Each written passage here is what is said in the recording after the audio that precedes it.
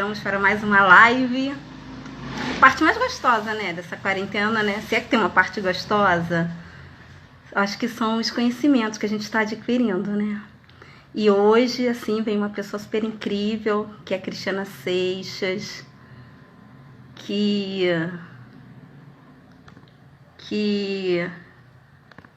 sabe tudo de biblioterapia e passa tudo pra gente, né? Uma pessoa encantadora que eu admiro, respeito, e vai ser muito bacana fazer essa live com ela. Beijo, Jeane, já tô te vendo. Boa Lugar de... Oi, tarde, Cris. Tudo Silvia! bem? Que bom te encontrar aqui. Igualmente, muito feliz com esse encontro. E vou corrigir, eu não sei tudo de biblioterapia, não. Eu estou sempre aprendendo. Sim, vamos aprendendo juntas, mas assim, o que eu sei, você que me ensina. Isso é bom, essa troca é gostosa, não é? Você agora. Imagina, mas você já tem uma bagagem linda, né? De tantos e tantos anos de enamoramento, vamos dizer, com os livros, com os autores, com os ilustradores. Porque é muito bonito ver a sua relação com eles, né? De amizade mesmo, com o André Neves, com o Ilan e com tantos e tantos outros que você captura nas feiras literárias. É um amor muito bonito de ver. Parabéns. Obrigada. É um presente assim que vem através dos livros, né? Esse contato, aí cria um carinho, um afeto, né? Tem todo o envolvimento. Pois é, você me fez até lembrar de um livro que é da Andrea Tauberman que fala isso, né? Eu vou lá pegar. Então vamos nos preparando. Eu já Eu acho que você travou, Cris. Você travou para mim. Eu vou lá pegar esse da Andrea. Peraí, Tá, peraí. pega lá. Gente, eu vou falando um pouquinho da Cris. A Cris é psicóloga, é mestre em educação, é facilitadora de danças circulares sagradas. Ela é fada, porque se fada existe, a fada é ela. E ela faz mil coisas, assim, não sei onde essa mulher arruma tempo, entendeu? Para fazer tanta coisa bacana que ela faz. Então, a gente combinou de fazer um ping-pong, né? Para Sim, falar dessa potência terapêutica da literatura infanto-juvenil. Então, eu vou abrir agora e depois eu passo a bola para você. E aí tá depois legal. a gente vai brincando de cada uma numa hora e falando do que na verdade a gente testemunha, né? Por isso que a gente Sim, fica possuída, porque a gente vê na prática acontecendo, né? Então, você falou dessa família que se forma através da literatura, né? Eu, sinceramente, acho isso uma das coisas mais lindas do mundo.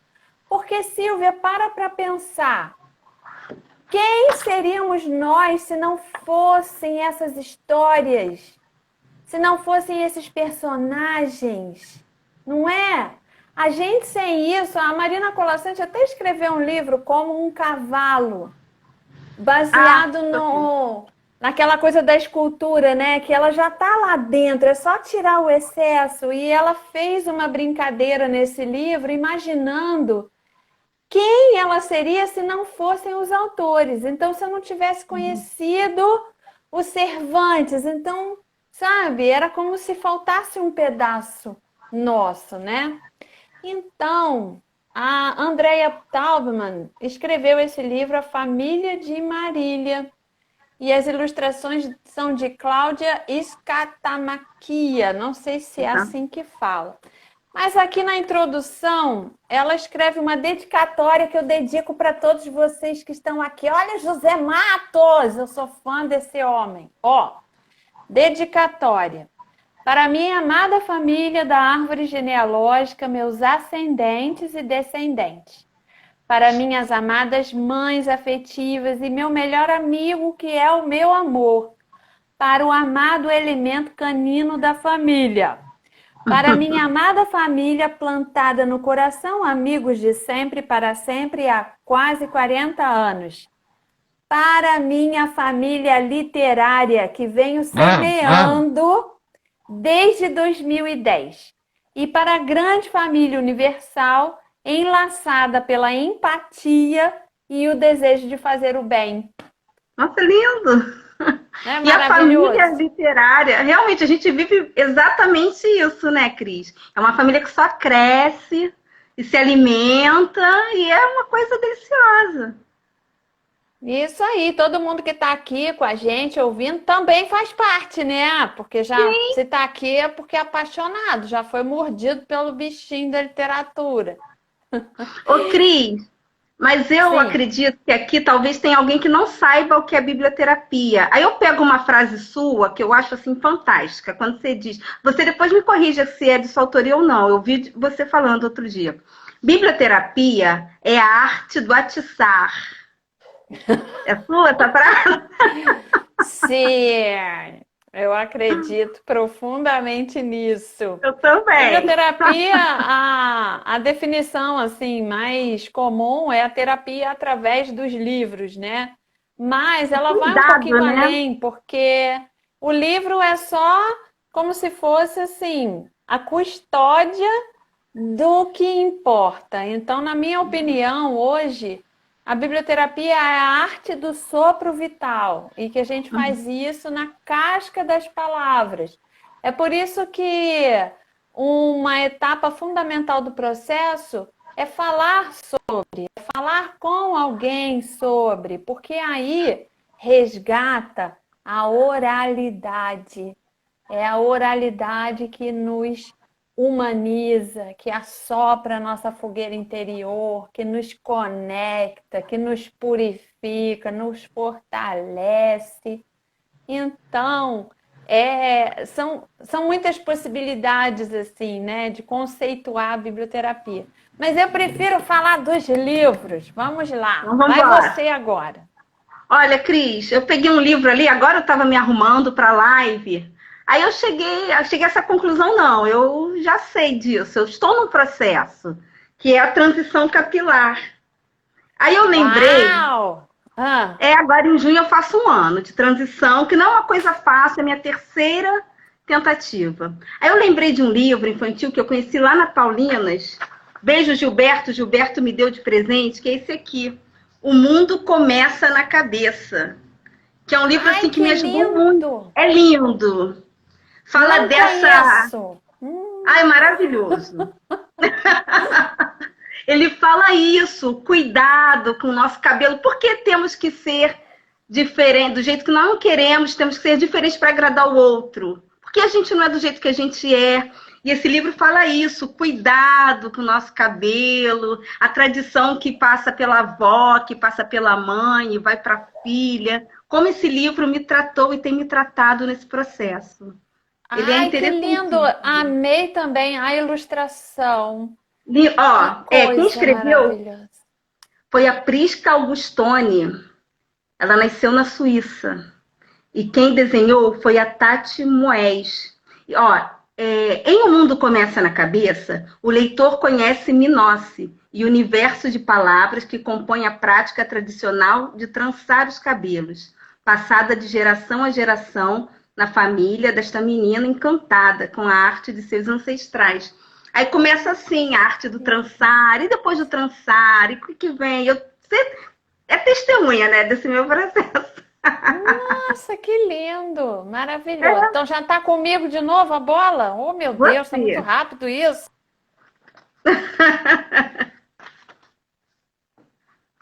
Uma associação que dá apoio a mulheres mastectomizadas.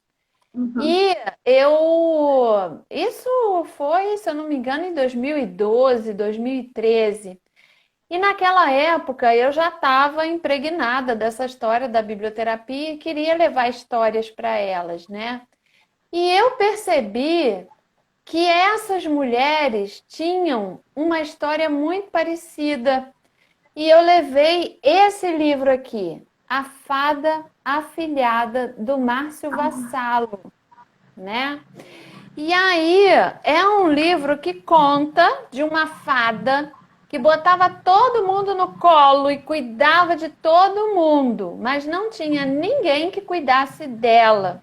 E aí ela começou a ficar toda empenada, né? E aí ninguém via que ela estava precisando de ajuda. E cada vez as pessoas pediam mais ajuda para ela, sem enxergá-la, e ela também não.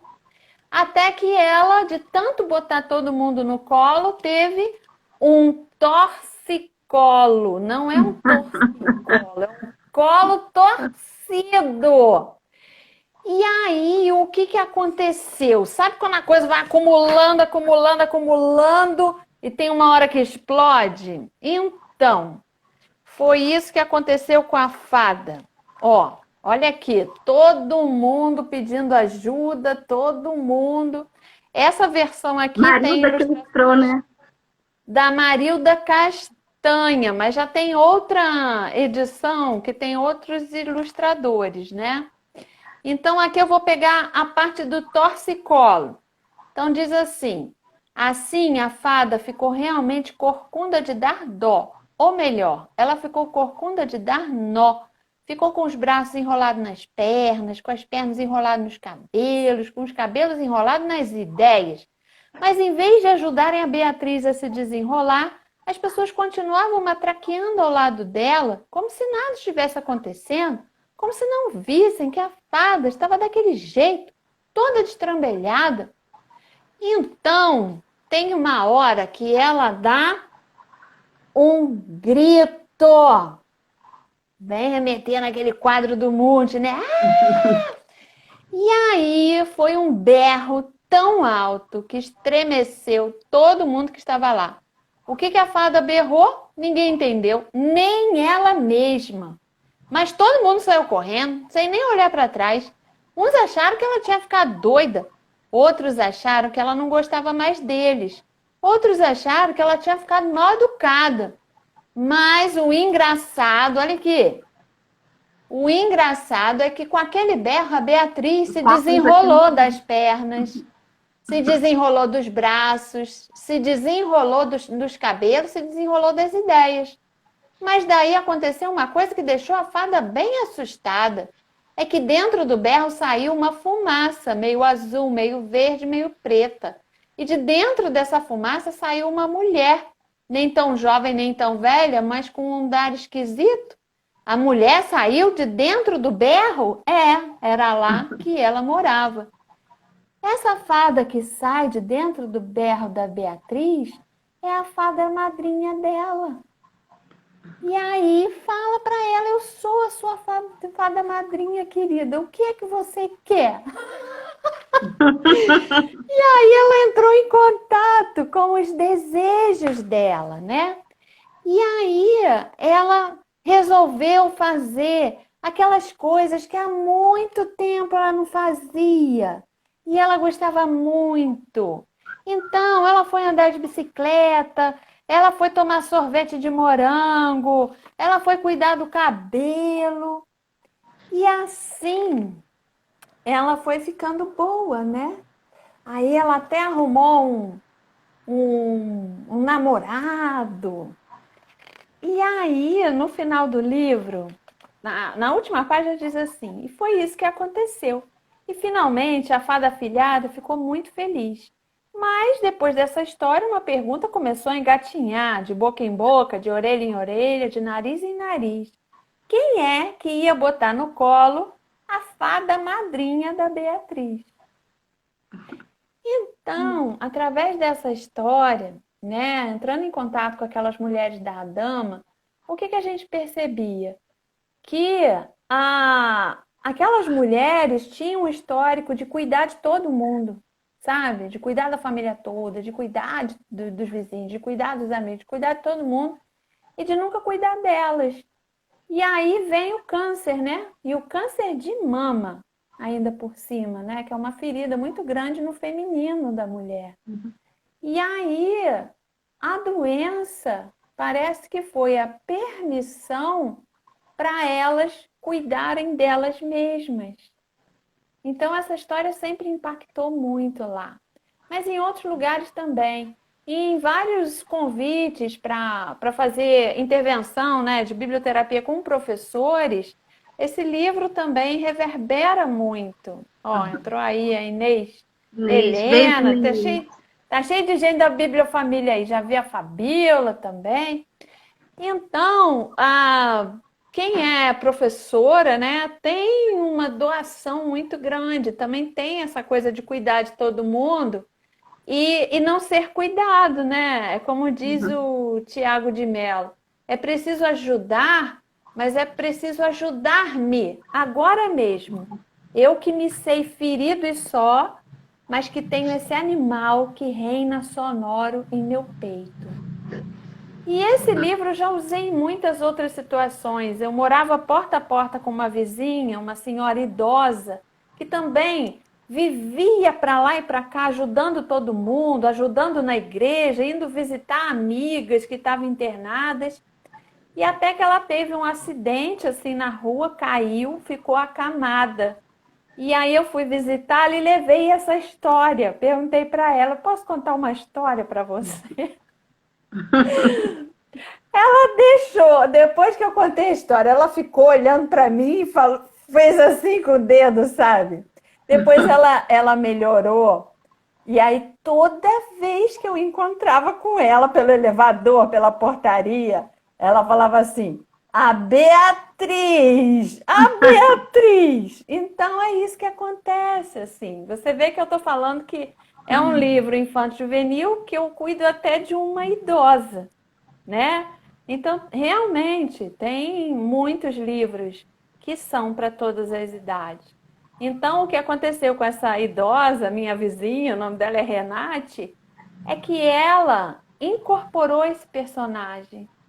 E aí o personagem começou a cuidar dela, no sentido dela respeitar os limites, né? Hoje eu encontro com ela, ela fala assim: eu ando devagar porque eu tenho pressa e eu quero chegar. E a Beatriz vai junto comigo. Ah, legal. Ô, Agora é a Cris, sua vez. Estou adorando conhecer o seu acervo também. então, o meu campo de atuação é na escola, né? Eu faço trabalho com crianças de 4 até 12 anos. Aí esse negócio da pessoa incorporar a história já aconteceu também com uma criança, com vários, mas esse específico que me marcou porque foi esse ano. Eu não tenho o livro aqui, infelizmente, para mostrar. Eu anotei aqui, tá, gente? Às vezes eu esqueço que eu uso óculos. O nome do livro é o nome do livro é Nada Ainda. Quem escreveu foi o Christian Voltz, da editora Edra.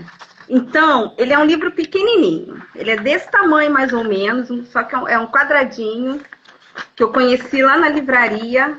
Aí sentei para ler. Nossa, primeiro o livro tocou em mim, né? Falei, vou comprar para a escola. Foi um dia que fui fazer compras para a escola. Tá. Aí levei. Aí eu costumo trabalhar o mesmo livro em várias turmas para ver o que acontece. Aí chegou numa determinada turma, sim, 4 alunos só naquele dia na oficina, tranquila. Fizemos lá, conversamos, comecei a contar a história. Aí a história de um senhor, que eu esqueci o nome dele agora, não sei se era Antônio, que joga uma semente, planta, né, cava lá, e todos os dias ele vai regar e ver se brotou. Aí ele olha e fala, nada ainda, e vai embora. Aí no outro dia, nada ainda, vai embora. E eu olhando a criança impaciente. Aí eu rolava para lá e para cá, tem que esperar, né, Silvio? Tem que esperar. Aí, de novo, nada ainda. E com ele, perto dele, um pássaro também, que também observava todos os dias. Aí chegou num dia, o senhor falou, eu não venho mais porque essa planta não cresce, não sei o quê. Só que na ilustração mostra, né, que debaixo da terra a planta já estava crescendo. E ele desistiu, mas o pássaro não desistiu. Aí o pássaro viu, apareceu uma flor lá linda, se não me engano era um girassol, vai lá com o bico, corta a flor, assim no caule bem baixinho e vai embora. Aí o senhor resolveu voltar, né, para ver, poxa, tem tanto tempo que eu não vou lá, vou ver se brotou. Aí ele chegou lá, olha e fala, nada ainda. E não soube que a flor nasceu linda e ele perdeu. E essa criança ficou tão mexida, que todos os dias que ele me via pelo pátio, ele me perguntava pelo livro, me contava a história e contava para todo mundo que ele encontrava. Porque ele sentiu, eu acho, ali, né? Ele se identificou, eu acho. Tem certeza, no caso. Que coisa linda, né, Né? Silvia? Assim, ele viu na história alguma coisa estruturante para ele, um Sim. grande aprendizado. E é bonito isso, né? Que quando isso acontece, como a criança ou o adulto ou o idoso, ele quer ouvir novamente aquela história, como se fosse para incorporar. É. É um grande aprendizado. Eu não sei de cor, mas tem um poema da Adélia Prado que ela fala que o que parece morto espera. A gente está muito ansioso, né? E aí quer transgredir o tempo das coisas. Quem trabalha com a terra sabe que a natureza tem uma biodiversidade, né? Às vezes a gente acha que uma planta morreu, mas não. Ela tá. Tem um livro aqui que fala disso. Agora tá uma loucura que você vai falar, eu vou ficar com vontade de pegar o livro. Mas chama Vida Secreta das Plantas, fala desse movimento respiratório, que ora ela se expande, ora ela contrai. Então, às vezes a planta ela está com as folhas, aí as folhas morrem para nascer a flor, aí a flor murcha para vir a semente, o fruto. Então, é um movimento contínuo de expansão e de contração. E aí, essa contração final, ela exige tanto da planta que parece que ela morreu. Mas é a partir desse movimento que vai gerar a semente. E a semente tem esse poder de gerar toda uma nova planta. Então, você também me fez lembrar, agora eu vou pegar. Agora eu vou Vai lá pegar, peraí. pegar. Eu vou falar aqui para Leila, que perguntou, Leila, o nome do livro é Nada Ainda, do Christian Volz, editora Edra. Não sei se você conhece esse aqui, Os Pássaros. Não, não conheço, Cris. Os Pássaros, ele é um livro de imagens. Os livros de imagens são um capítulo à Maravilhosa. parte, né? Porque Sim. justamente cada um conta uma história diferente, né? É muito interessante. Ele só tem 2 páginas escritas, que também são lindas, mas eu vou ler depois. Então, começa com uma estrada, né? Depois aparece aqui um caminhãozinho. Até E foi o aí esse óculos. caminho. Oi? Não, por o Aí óculos, eu esse, esqueço às vezes que eu não tá. enxergo. Aí esse caminhão chega numa linha final, vamos dizer, que a estrada não continua. E aí esse caminhoneiro sai do caminhão e abre a porta do caminhão. E aí ele liberta vários pássaros. E aí os pássaros vão embora. E aí ele olha, né? Parece que se despede. Eu estou contando a minha versão, mas poderia ter várias outras versões. Mas aí ele olha para o fundo do baú do caminhão e ele vê, tá vendo? Tem um parzinho de olhos. Tem um serzinho que não voou junto com todos os outros, né? E aí ele olha para aquela criatura meio que perguntando, tá conseguindo ver? Tô vendo. Ele olha para aquela criatura meio que perguntando o que é, né? Qual o problema? E ele aponta, como quem diz, olha lá, todo mundo já foi embora, o que você vai fazer aí? Tá vendo? Não parece o menino tá esperando? Aí ele até se esforça lá, começa a bater os braços para ver como é que é. Aí ele vê que o caso é meio complexo. Ele não entende, né? E aí ele resolve ficar junto. Ele senta do lado e espera. E espera. E espera. Aí bate uma fome. Ele pega o sanduíche dele, divide no meio e dá para o pássaro a metadinha para ele comer também. E aí ele insiste mais um pouquinho, faz um convite. E aí, agora que você está com a barriguinha cheia, vai lá, tá todo mundo lá. E ele faz até uma demonstração, ó. Ele bate as asas e cai. E aí o pássaro faz o movimento, olha lá. Imita ele. Ai, que bonitinho. E aí, finalmente, ele vai embora. O homem fica aqui olhando ele e ele foi embora. Dá tchauzinho. Olha lá. E tá lá e o pássaro foi embora. E é incrível que ele consegue alcançar o bando. E o homem vê aquilo, né? Não sei exatamente o que ele está sentindo, mas ele entra no caminhão e vai embora. Por onde ele veio. Só que, de repente, olha lá, o pássaro volta atrás dele.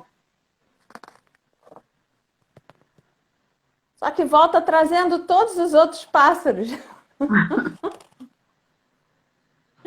E levam ele, olha lá. E o menorzinho, que demorou tanto, ele que está na frente de todos os outros. E ele está lá, viajando com os pássaros todos, e essa é a última imagem do livro. E na parte escrita, é uma das coisas mais bonitas. Nossa, está escrito assim, olha. Certos dias são diferentes. Quase poderíamos pensar que eles são iguais aos outros, mas eles têm uma coisinha a mais que os outros dias, não muito. Um pequeno detalhe, minúsculo. Na maior parte do tempo, nem sequer notamos esse pequeno detalhe, porque os pequenos detalhes não foram feitos para serem notados. Eles foram feitos para serem descobertos. E quando paramos para procurá-los, os pequenos detalhes aparecem, aqui ou acolá, minúsculos, mas de repente tão presentes que se tornam imensos. Os pequenos detalhes são tesouros, verdadeiros tesouros. Aliás, não existe tesouro maior do que os pequenos detalhes.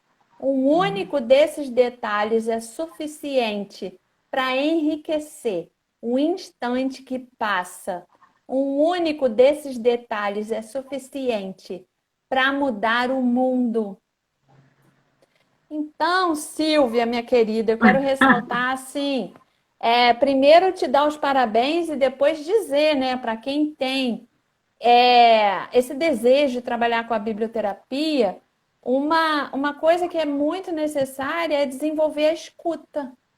E Sim. Principalmente a escuta da não palavra, sabe?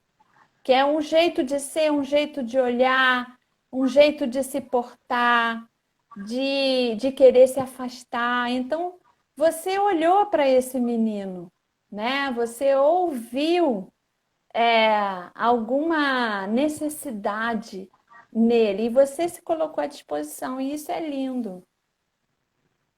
Cris, eu queria te fazer uma pergunta, talvez seja a dúvida de muita gente aqui. Eu, como bibliotecária, eu demorei muito para assumir, digamos, que eu pratico a biblioterapia. Que eu falava, poxa, mas eu não sou terapeuta, eu não sou psicóloga. Como eu vou me apropriar disso, né?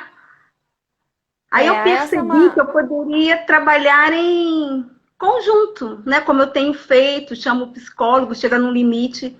que eu vejo que não dá para eu seguir, eu falo, poxa, vem cá, André, porque eu preciso da sua ajuda.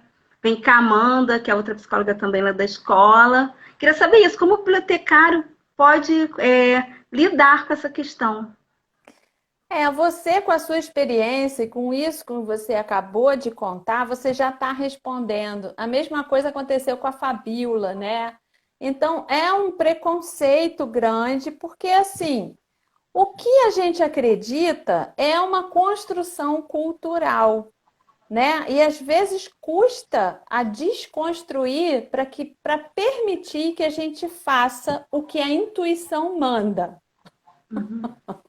Então, você, como professora, no dia a dia, com as crianças, você acaba construindo um vínculo. Então, pode ser que essa criança demonstre melhor as necessidades dela para você do que, por exemplo, para mim, que apesar de ter um título de psicóloga, eu não tenho um vínculo com os seus alunos aí, por exemplo, né? E aí, o que é que acontece, né? O humano, ele é muito complexo. E essas caixinhas, o que é da psicologia, o que é da pedagogia, na verdade, são fronteiras muito tênues. E o que cada um tem que fazer é exatamente o que você sentiu. Você sente que existe um limite da sua capacidade de intervenção, de ajuda, de responder à necessidade daquela criança, e aí você vai procurar parceria. Isso também acontece comigo. Então, apesar de eu ter, e assim com todo psicólogo, né? A gente aprende isso na faculdade, que cada um tem que reconhecer os seus próprios limites, né? Então, pode ser que eu venha receber um paciente que toque numa questão que embole com alguma coisa que eu não estou bem resolvida. Então, eu vou identificar o meu limite e o que é que eu faço aqui? Eu encaminho para outra pessoa ou falo com ele, olha, eu não estou dando conta, eu sugiro isso e isso, aquilo. Então, o mais importante, assim, primeiro é desconstruir esse preconceito e viver as experiências. Na experiência, se for possível, aí na escola você tem. Gente, desculpa aqui. Imagina, na escola você tem psicopedagogos ou pedagogos, você pode fazer em conjunto. É sempre bom ter um suporte, né?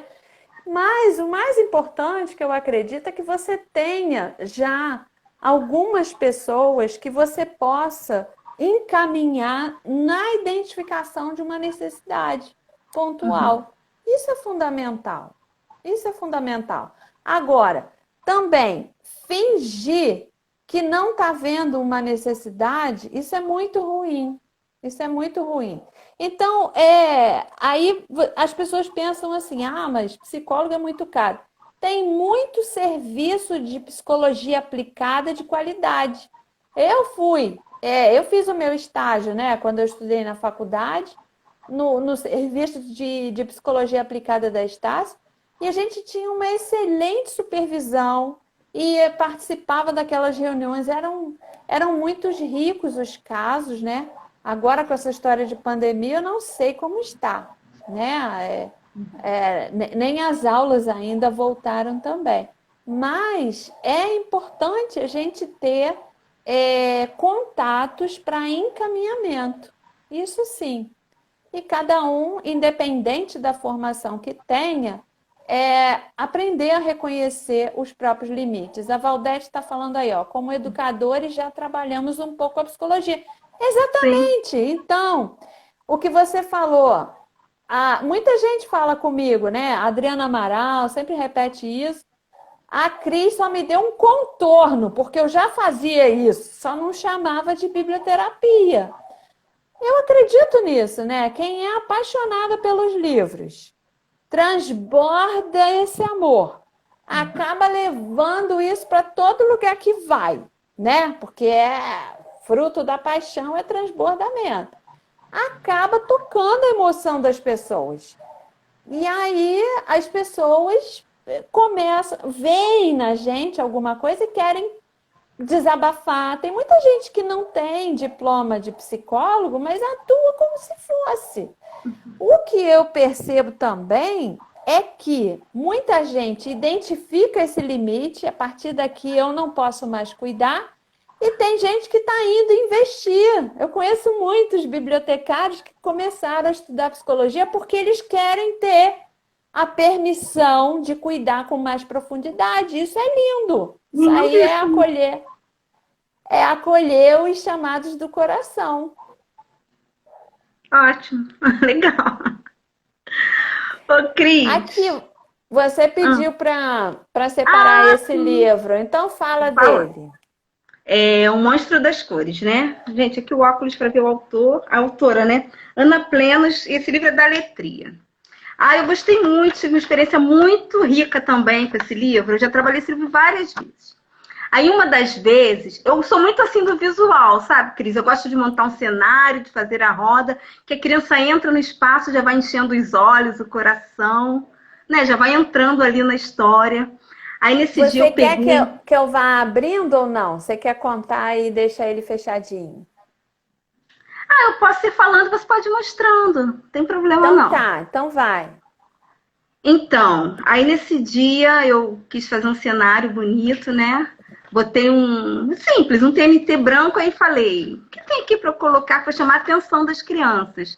Aí piquei cartolinas coloridas nas cores que ela indica aí das emoções. Não é? Eu acho que o azul era o triste, o amarelo alegria. Amarelo alegria. O vermelho, acho que era a raiva. A raiva.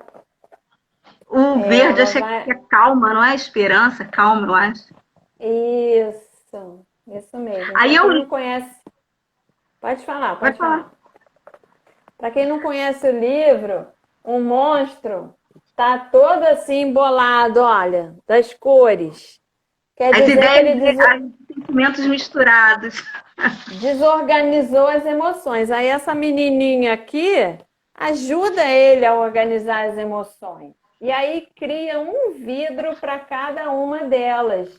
E vai falando sobre as emoções. Então vai falando... só dar um exemplo aqui. Tá. Alegria contagiante. Brilha como o sol e pisca como as estrelas. Quando você está alegre, você ri, pula, dança, brinca e tem vontade de compartilhar sua alegria com todo mundo. Aí fala da tristeza, como você se sente. Fala da raiva. A raiva é muito interessante, né? Olha aqui a imagem. Então fala que a raiva arde como vermelho vivo e é feroz como fogo. Que queima forte e é difícil de apagar. Essa frase aqui eu uso muito aqui no consultório, olha, da raiva, que diz assim: quando está com raiva, você sente que cometeram uma injustiça e quer descarregar a fúria nos outros. E aí vai falando também sobre o medo. Vai falando sobre a calma. Acho que deu uma travada, Cris. Vamos ver.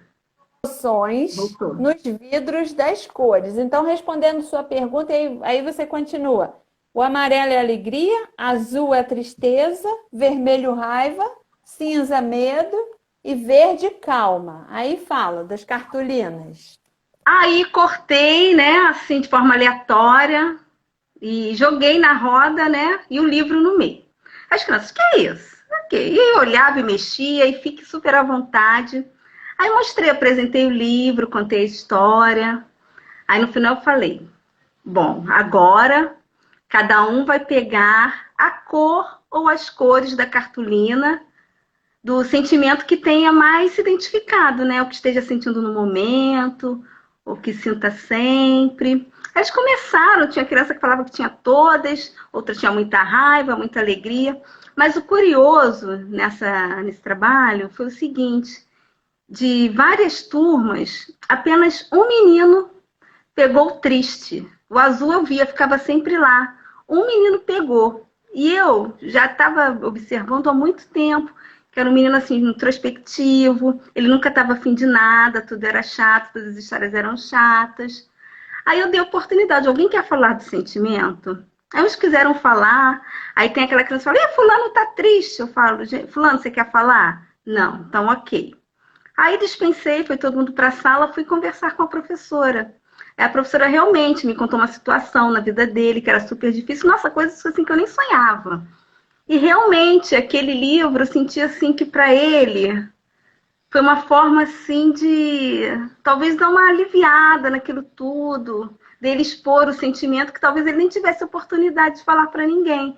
Mesmo ele ficando calado na roda, né? Pois é, tem uma discussão muito grande, né? De, às vezes, evitar de mostrar para a criança assunto denso. E isso é um grande equívoco, porque a vida é uma tragédia, né? Então, se a gente for entrar em contato com as histórias que acontecem dentro de casa, é muita violência, é muito desamparo, tem muito desamor.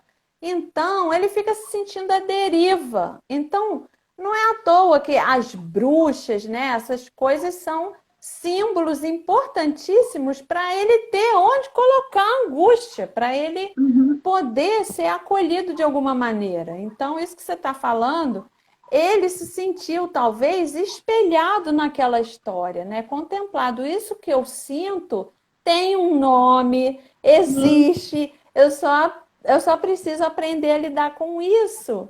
E isso é apresentado dessa forma lúdica, estética, ó. A Fabíola tá chorando, mas essa tua história me fez lembrar uma história que é dela. Aí, Fabíola, ó. Separei aqui o Nós, da Eva Funari, porque você conhece esse, Silvia? Eu nunca li, eu conheço, já passei por ele, mas ainda não conheço a história.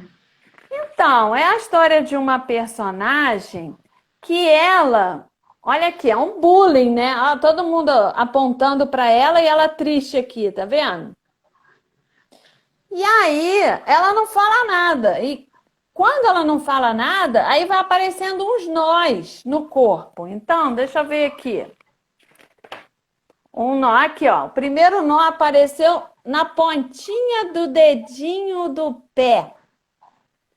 E aí, quanto mais ela não conseguia se expressar, mais nós iam aparecendo no corpo. Aí apareceu o nó aqui na perna, ó. E aí apareceu nó na mão, ó, nó na garganta, até nó na ponta do nariz. Nó na ponta do nariz não dá para esconder, né? Pois é. E aí a gente para pensar que é realmente isso, né? Quando a gente não expressa, quando a gente engole, forma nó e nódulo dentro da gente, né? E aí, ó, a Fabíola tá falando, esses nós foi muito especial na escola, porque o que que ela fez? Porque a história continua, essa personagem vai embora, né? Porque ela não aguenta mais, ela não pode mais esconder, até que ela encontra um outro povo e aprende, começa a contar o que que ela passou, o que que ela, né, sofreu. E à medida que ela contava, ela percebeu que o nó desfazia. E aí, o que que a Fabíola fez? Lá, para quem não conhece, a Fabíola do Passarinhos no Sótão, ela é professora lá em Macaé.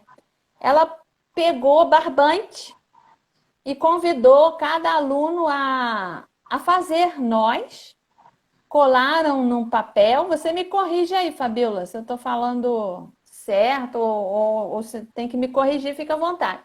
E aí pediu para cada um falar sobre os nós.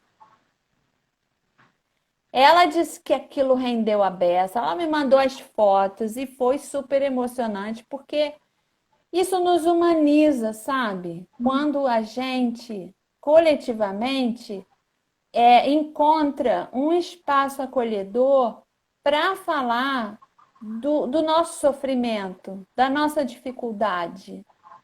Então, isso é humanizante. Pronto, agora é a sua vez. Ó, a Valdete falando. Vamos ver o que a Valdete está falando aqui. Na escola, temos que trabalhar em parceria com o professor. Alguns especialistas. São muitos casos que aparecem no dia a dia. Acredito. Nossa, porque o nosso cotidiano, dentro e fora da escola, está muito adoecido. Então, cai uma demanda muito grande sobre os professores. Aliás, os professores precisam muito de cuidados, né? Devia ter muito mais projeto de permitir que os professores falassem sobre os seus nós. Sim, seria maravilhoso. E a Bárbara falou aqui, eu li que tem um livro também que a pessoa fica cheia de listras. Ainda não conheço também, mas vou querer saber. Ah, é? Depois eu vou procurar aí. Vai. Eu tô aqui entre dois livros. Qual você quer? Porque eu não sei se vai dar tempo para os dois. Tem Bilica Chorona e tem o Casaco de Pupa. Ah, fala da Bilica, então. Então, a Bilica, para quem não conhece, é um livro da Isabelle Borges, da Taline Chubas, que é do Lago de História. Antes de você continuar, olha o que a Fabíola falou aqui. E pude ver o porquê de alguns comportamentos de alguns alunos. Muitos sofrem tanto, tá vendo? A gente acaba entendendo, né? Exatamente. E assim, só deles serem olhados, da história deles ser conhecida, isso já é um bálsamo para qualquer pessoa. Ele já não está mais sozinho. Tira aquele peso, né? Aquele sofrimento, ameniza a dor. Isso, então fala aí do Pupa. Esse livro da Bilica, olha, é a história de uma menina que ela chorava demais. Mas chorava por tudo. Bilica era uma chorona de lágrima cheia. Eu acho que não vai dar tempo de contar toda, né, Cris? Só falar de algumas partes. Vou falar. Aí, enfim, as pessoas falavam que ela não podia chorar, aí ela ficava com aquele choro preso na garganta, olha, nascia até peixinho, porque não podia soltar o choro. Essa imagem vale mostrar ela inteira. Mostra pro pessoal, afasta um pouquinho. Olha essa imagem, gente. Eu uso muito essa imagem.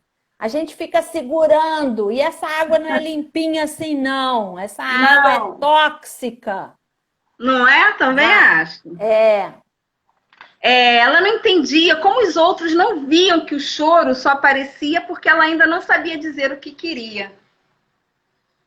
Porque ela era pequena, né? E tudo ela chorava, e as pessoas falavam que ela não podia chorar. Os adultos falavam com ela, mas para de chorar, Bilica. E ela começou a pensar que quase não via adultos chorando. Talvez eles tivessem choros muito cansados de serem engolidos. É isso. Tem uma hora que parte para o silêncio. Nem chorar a pessoa chora mais. É muito preocupante. Pois é. Depois de alguns cansaços, Bilica começou a parar de chorar e a palavra passou a respirar. Mas algumas vezes não dava para amarrar o choro. E ele saía, se gritando todo, vindo com força do tempo que tinha sido guardado. Mas aí chega um dia que ela cresce. Ela cresce. Um dia, quando acabou de desenrolar os patins na rampa da vovó Chica, Bilica foi à cozinha beber água e ouviu um choro sentado no sofá. Era bem diferente de qualquer outro que Bilica havia conhecido. Era choro de mãe. Aí, eu não vou contar a história toda, porque não dá tempo, mas eu quero chegar aqui, porque onde tocou as crianças foi esse choro de mãe. Que isso deu um assunto bem bacana, uma discussão que dava para perceber que muitas crianças ali não tinham intimidade com a mãe, com o pai, às vezes o pai não queria chorar na frente, eles ficavam, teve criança que ficou assim perplexa. Ué, minha mãe chora? Será? Eu nunca vi. Adulto chora? A pergunta foi essa, adulto chora? Falei, chora, eu choro sempre que tenho vontade. Silvia, eu nunca vi minha mãe chorando. E outras crianças falavam, nossa, sabia que a minha mãe chora muito? E esse livro, assim, deu pano para manga nisso. Foi Que bem lindo isso bacana. que você está falando, né? Porque é justamente, às vezes os pais também não sabem o que fazer com as emoções, né? E E tem aquele nesse livro medo de da chorar na frente Bilica, da criança. nesse livro da Bilica tem a definição mais linda que eu acho sobre a lágrima, né? Ela diz assim, é a última página desse livro, que o texto é da Isabelle Borges, né? Uhum. Diz assim: foi assim que Bilica sentiu que a lágrima é a água que o amor derrama quando precisa ser visto. É Gente, lindíssimo. essa é a definição mais linda de todas de lágrima e eu uso muito para deixar a pessoa chorar, né? Aqui no consultório ou trabalhando com isso, é muito comum tocar as emoções e o povo começar a chorar. E as pessoas têm um preconceito com o choro, que não pode mostrar fragilidade. O Pois choro é uma benção, é uma água benta. Quer dizer que um nó está dissolvendo, sabe? verdade, eu acredito nisso também. Eu sou uma chorona de mão cheia, igual a Bilica. Tem uma poetisa amazonense, Astrid Cabral, que ela fala assim: lavei os olhos com muitas lágrimas, agora vejo melhor. Eu acho que, sinceramente, o choro faz isso. Então, a bola tá comigo agora? Sim. Tá Vamos quase lá. acabando, menina. Essa hora Faltam 10 passa muito minutos. rápido. É? Então, tem um livro que eu tenho utilizado muito aqui no consultório, que se chama Coisas Importantes, do Peter Carnavas. O Carnavas, não sei como fala. Por quê? É um tempo de uma necessidade de processamento de luto, né? Uhum. E é um tema também que tem muito preconceito, as pessoas têm muita dificuldade de atravessar essa dor, olhar para ela. Porque a dor que se sente pela falta de alguém é proporcional ao amor vivido, né?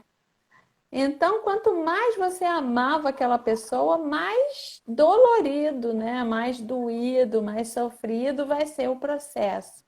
Mas o luto é o processo de atravessar a dor. E a cada dia você vai respirando um pouquinho melhor. E a literatura infanto-juvenil é um veículo incrível pela, pela síntese, né, do texto, que fala muito em poucas palavras, pela força das imagens. Então, vou mostrar esse aqui, para vocês conhecerem. Coisas importantes. A mãe de Felipe fazia tudo. Ela pintava casas durante o dia, lia romances à noite, preparava café todas as manhãs e construía castelos à tarde. A mãe de Felipe tinha que fazer tudo porque o pai havia saído da vida deles. E aí, eu vou resumir, né, por conta do tempo, mas ela resolve colocar os pertences desse pai numa caixa. Então, pegou a caneca, pegou os sapatos, pegou uma partitura de piano, pegou um chapéu e levou tudo para um brechó, para uma loja de objetos usados, né? E aí depois voltou para casa. Mas aí ela começou a achar estranho porque aqueles objetos que ela tinha levado para lá começaram a aparecer em casa. A caneca, o sapato,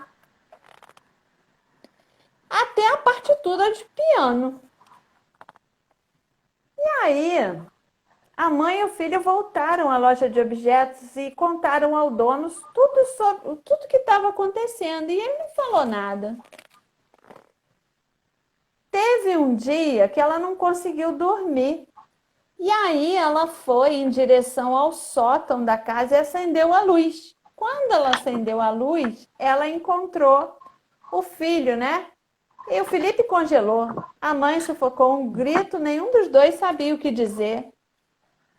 E aí ela descobriu que era o menino que estava indo na loja pegar os objetos que tinham pertencido ao pai e estava trazendo um a um de volta para casa. Então ela falou, então foi você? E ele disse que sim com a cabeça. Mas por quê? Perguntou a mãe. E ele responde, eu estava tentando me lembrar, respondeu Felipe. E a mãe abaixou a cabeça, eu estava tentando me esquecer, sussurrou. Então, isso é muito comum, né? Às vezes a gente se apega num objeto que faz lembrar da pessoa que partiu, como se a presença do objeto fosse a presença da pessoa. Tem Então, aquele livro também, Roupa de Brincar, do Eliandro Rocha e da Elma também, né? Bem assim. O guarda-chuva do maravilhoso. vovô. Tem um Muitos. manancial incrível de livros. E assim, na verdade, eu entrei nessa história da biblioterapia por causa de um livro infantil, né? Já Ah, contei esse é essa história maravilhoso, várias adoro. vezes. Pois é, então quando eu fazia Adoro. estágio, tinha uma mulher que estava num processo de luto, eu emprestei esse livro para ela, e esse livro foi o detonador de um processo que transformou ela, assim, em 15 dias ela se deu alta. E foi por causa desse livro, dessa experiência, que eu tive, assim, um susto, né? Meu Deus, o que é isso? Um livro é capaz de fazer isso? Eu comecei a olhar para os livros de uma outra maneira e comecei a fazer as experiências, essa história foi desenrolando, e isso já tem 10 anos, né? Mais de 10 anos. E eu acredito que você, no seu ofício, a Fabíola, o vovô vegano, que é um contador de histórias e está sempre junto das pessoas de todas as idades, é, sente o quanto que nós somos feitos de histórias, né? E tem umas histórias lindas e umas histórias terríveis. Mas se a gente acolhe isso tudo, se a gente escuta o outro, uma grande transformação acontece. Poxa, Cris, tantas coisas que eu queria te perguntar, mas não dá tempo, né? Você não falou que a biblioterapia é a arte de atiçar? Sim, Então, é atiça bom que mesmo, eu acredito. atiça outras oportunidades, mas acho que é Ah, um aí, tempo Cris, assim. quero falar então, quem tiver dúvida, gente, esse livro da Cris é incrível. Tem umas coisas aqui que eu anotei, ó, o negócio da dor verde, a dor madura, que não deu tempo pra gente falar. Aí onde encontra, Cris, Ah, seu livro? No seu eu site? tenho agora uma página nova, né, que é o criseixas.com.br, e lá tem link para adquirir o livro, tem link para vários vídeos, e eu disponibilizo até um vídeo de, sei lá, 20 minutos falando sobre um acervo específico para trabalhar medo, né, que pode ajudar alguém. E eu quero aproveitar e convidar quem tiver interesse de participar. Eu tenho oferecido o círculo de biblioterapia online. E o dessa semana vai ser com literatura infanto-juvenil. A A Sandra, autora né? Sandra Ronca vai estar presente. Inclusive, ela tem o livro, né? Tem um amigo que foi um processo de luto, que ela perdeu o filho, né? Então foi um processo muito forte, muito bonito, e a gente vai estar contando essa história nesses círculos. Então, quem quiser, no meu Instagram tem lá as Legal. informações. Eu te agradeço Ó, a muito, Fabiola já botou Silvia. ali, ó. Eu te agradeço, uma alegria, uma honra te receber. Esse encontro veio na Toda hora minha. certa. E vem aí o curso, não quer falar do curso online? Nossa, o curso online me surpreendeu porque esgotaram as inscrições na primeira hora. Maravilha! Oh, legal, E maravilha! aí agora eu tô totalmente dedicada à produção desse conteúdo. Tô trabalhando muito. Você vê que hoje é domingo, eu trabalhei já o dia 26 inteiro, segundos. acordei bem cedo. Eu tô assim num processo de lockdown. Quem tá Ó, dentro fica, quem tá fora vai esperar esse curso passar, tá, porque e eu agora tem que tô esperar. dedicando, mas com certeza, assim, esse primeiro é um grande Cris, vai laboratório, cortar, né? temos 5 segundos. Tá Um bom, beijo, então. até a